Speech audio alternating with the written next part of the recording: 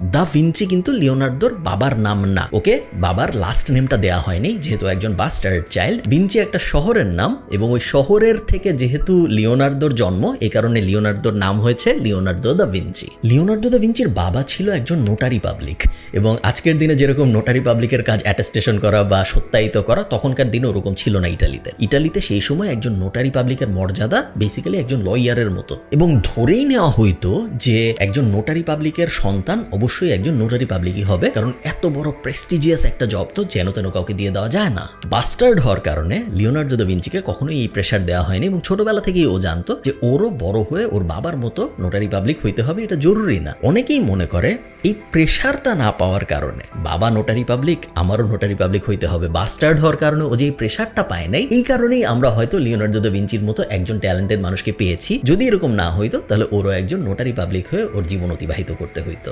শুধু যে ওকে notary public বানানোর চেষ্টা করা হয় নাই তা না, ও যেহেতু একজন বাস্টার্ড চাইল্ড, ওর প্রতি বেসিক্যালি কোনো কেয়ারই করা হয়নি। ওকে বলা হয়েছে তুমি যদি স্কুলে যাইতে চাও খুবই ভালো, যাও, যদি না যাও তাহলেও আমাদের কোনো সমস্যা নেই, তোমার যা ইচ্ছা করো, আমরা তোমার ভরণ পোষণের টাকা দিব আপ টু আ পয়েন্ট, তোমার 12, 13, 14 হওয়া পর্যন্ত, বাট এর বাইরে আমরা তোমার কোনো শখ, আহ্লাদ, আহামরি, পড়াশোনার ইচ্ছা কোনো কিছুই ফুলফিল করতে চাই না। তো লিওনার্দো দা ভিঞ্চি কিন্তু আসলে ফর্মাল এডুকেশন করে না এই কারণে। হ্যাঁ, ও একটু ম্যাথ শিখছে, একটু বেসিক পড়াশোনা শিখেছে যেন পড়তে আর লিখতে পারে, বাট এর বাইরে ওই